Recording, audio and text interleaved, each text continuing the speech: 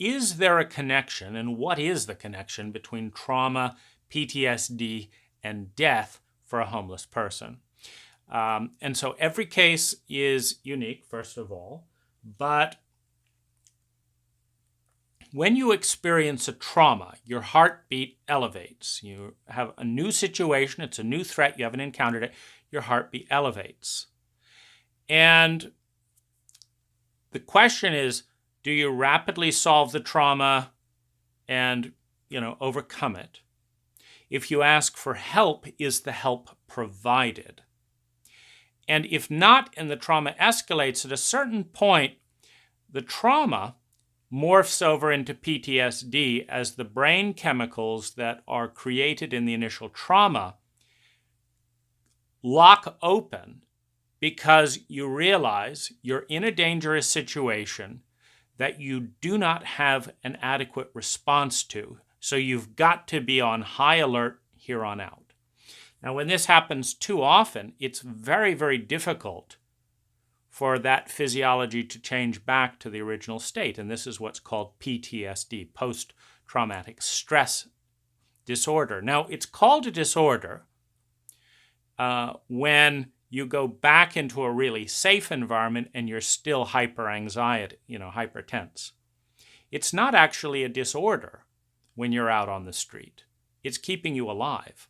And this is an interesting thing with some of the Iraqi veterans that came back home after all the improvised explosives, etc., and all their finely tuned competency of staying alive and looking at threats in the field.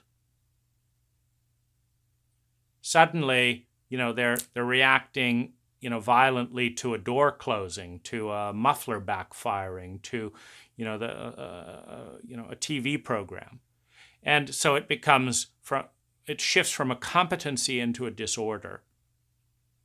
And in fact, this is so unpleasant to realize that a carefully honed survival skill is now a liability in your own country, that many of these veterans with PTSD re-enlisted because as soon as they get back to the war zone, they're normal. They're actually highly functioning because in that situation, that high alert, adrenaline addiction, etc., is keeping them alive.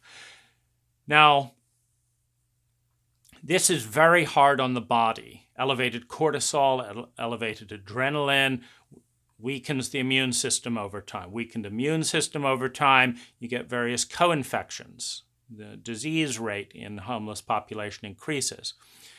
Overall, it's estimated, or it's the average report is that someone living in a chronic homeless context is going to lose 26 years of their life. And, you could also say, a good 25%. Now, this is per day. Like, it doesn't sound so bad necessarily. It's not like every day a machine gun comes in and mows down a certain number of the more than 1,000 homeless individuals wandering around Marin.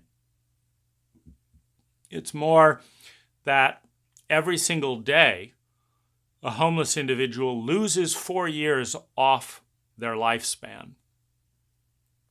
And they don't get that back. And they lose it in a variety of ways, in different things that shorten their life. But it's illness, stress, not rapidly responding to those illnesses, and the adrenaline and cortisol that's in some cases associated with trying to dodge authority figures in our own local government. So trauma in an unresponsive environment leads to PTSD. PTSD is a nightmare. It's one of the worst things that you can live through. I've seen it intergenerationally in my family. And, it's if you could live trauma-free for a decade and cut your life 10 years short, but be healthy and alive and not constantly in terror of something, it's well worth the trade. It's that bad. 20 years with trauma or 10 years trauma-free. Most people dealing with PTSD would happily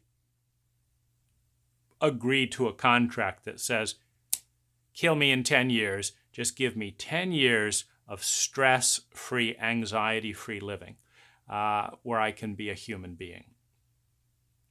So that's one of the links between homelessness and death.